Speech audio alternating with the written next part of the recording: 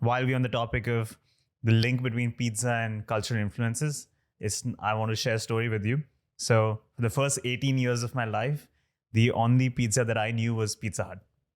I grew up in this middle class Indian immigrant family in the Middle East, and whenever we ate outside, it was always at these budget Indian restaurants. Never ate pizza outside. My parents did not grow up eating pizza. They grew up in India in the 60s, 70s, and the 80s. There was no pizza there. So I think my dad had a pizza for the first time in his late 20s when he came to the US on a business trip. And the whole idea was, we've heard so much about pizza, let's just try it. But he never really developed the taste buds for it. So when we were growing up, we never ended up going to eat pizza outside. My only exposure to pizza was at kids' birthday parties, where there's Pizza Hut always there. And these frozen pizza you used to get at supermarkets, these really hard bases with like a layer of cheese. That moment you bite it, rips the cheese off completely. When we ended up going to Italy, I was in my grade 11, and it was the entire family. There's a whole group that went across this Europe tour that happens. One of the things on the agenda was try out a Neapolitan pizza, because we've always heard that this is the origin story for pizza. Pizza is not really pizza. So we were like, this is it. We're going to try it out. It's going to be amazing. Collectively, it was a group of 40 people. The moment we had a Neapolitan pizza, the reaction was, what's this? So no hate to people from Naples. I'm sure there's going to be a lot of hate coming through. But I remember the reaction was, where's the thick crust? Where's the lots of cheese? Where are the olives? It was so different from this idea of pizza that we had in our mind for at least the last 18, 19, 20 years. I've been just eating that. And I think it didn't sit well with everyone. And the idea was, let's just we like our version better. Over the years now, I think I've developed an acquired taste for Neapolitan pizza and other styles as well.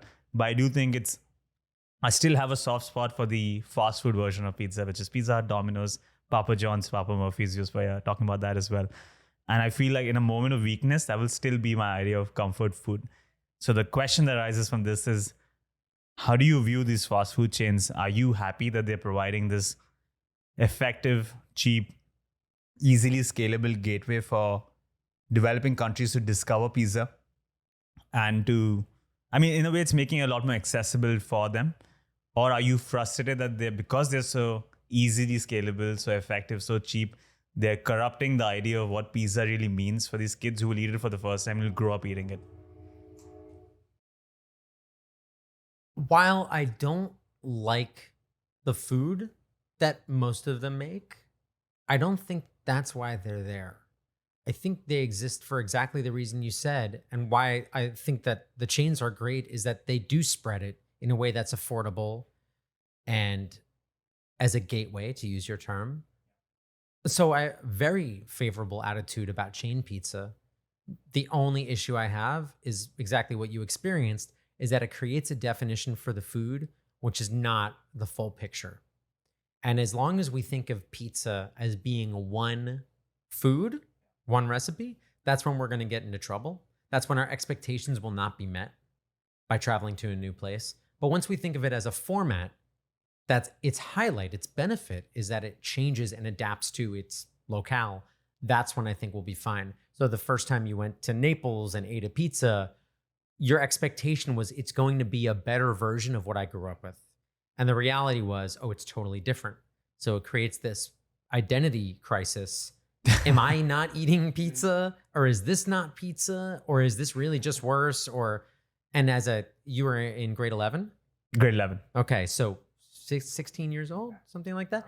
That's a formative time as a teenager, figuring out who you are, figuring out what is pizza. First time I went to Italy was the same age. And I had pizza in Florence, and I had thought the same. What's the big deal? New Jersey's got better pizza than this.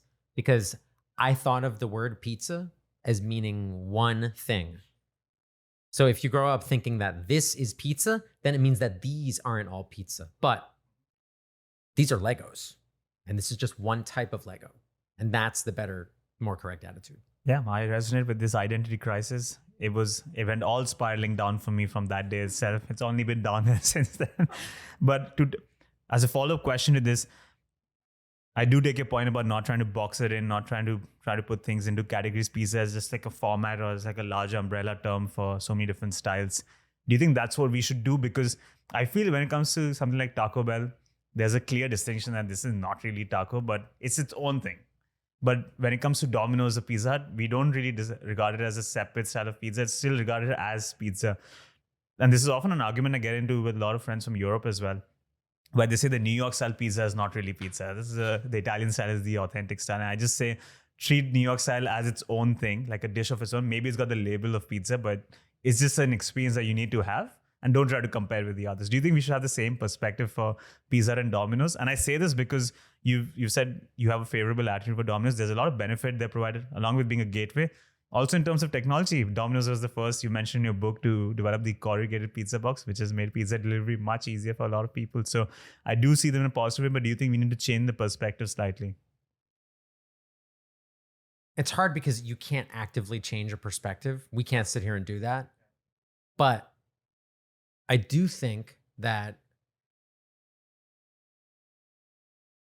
the way that we set our expectations about a food has everything to do with how much we enjoy that food.